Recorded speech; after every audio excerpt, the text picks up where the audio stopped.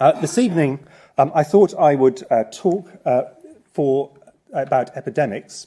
And the reason I've chosen this as a topic and chosen infectious diseases as my first year of lectures is because they were, in this year we're coming into, which is the 500th year of the birth of Sir Thomas Gresham, by far the dominant part of medicine. So when this college was founded, medicine was very largely infectious diseases. So these diseases could spread even in periods when transport was much slower. The final concept is the idea of force of transmission. And this is the one bit of maths I'm going to do in this talk, but it is a simple one. The key thing to understand with force of transmission, this is the central understanding of epidemics, is if you have a disease which on average passes itself from one person to one person to one person on average, that disease is stable in the population. That has a force of transmission, an R of 1. If one person gives it to 2 people, give it to 4 people, give it to 8 people, and so on, that has an R of 2, and that disease is expanding exponentially. And for those of you who work in the city, this is a compounding problem. Expect exponential increase over time. That is what causes epidemics. And if the R is below 1, let's say it's 0.5, 10 people give it to 5 people, give it to 2.5 people, and that disease is on its way out. And if the R is below 1, let's say it's 0.5, 10 people give it to 5 people, give it to 2.5 people, and that disease is on its way out. The key to control an epidemic is to try and work out what its R is and get it below 1. Once it's below 1, the epidemic is going to die. Once it's below 1, the epidemic is going to die.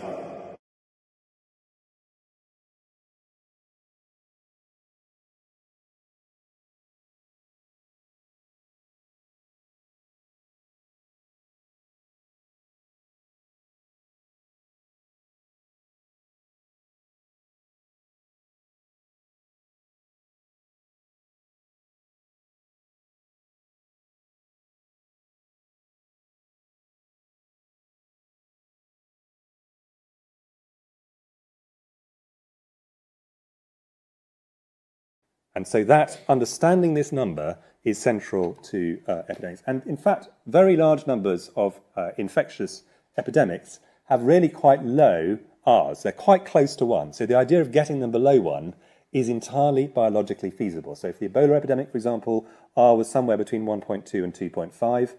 Flu pandemic, probably between 2 and 3. Polio a bit higher, 5 to 7. HIV, 2, and so on.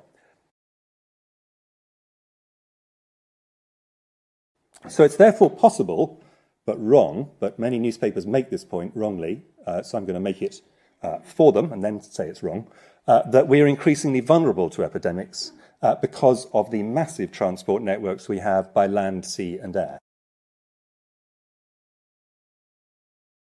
This is just a map of the transport links in the world, how many places you can get to within 24 hours, and as you can see, the United Kingdom is there. Right in the centre of this.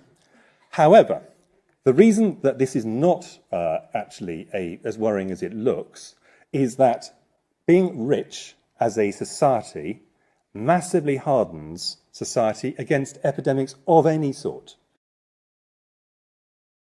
Being rich as a society massively hardens society against epidemics of any sort.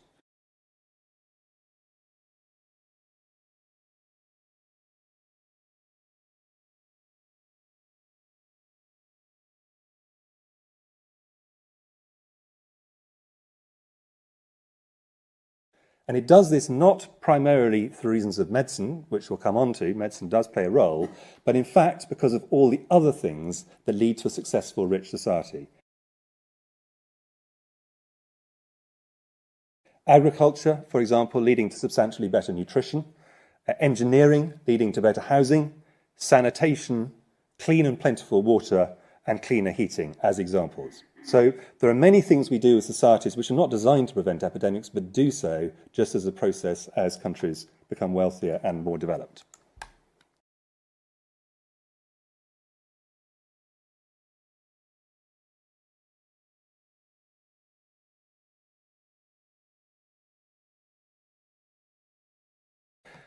Epidemics cause substantial panic and have substantial social and economic impacts, very often way out of proportion to their actual medical importance.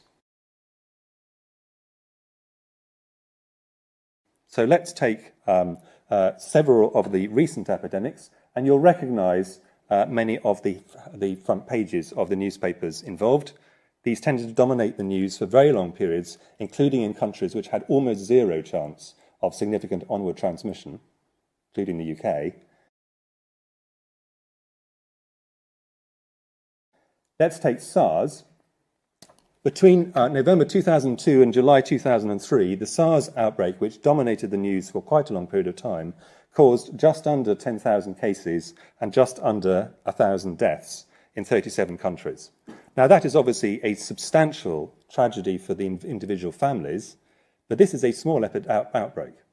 This outbreak, which we happen to know the data because the World Bank have looked at it, probably wiped around $40 billion off the world economy because it closed down airlines and led to panic particularly in Southeast Asia and Canada.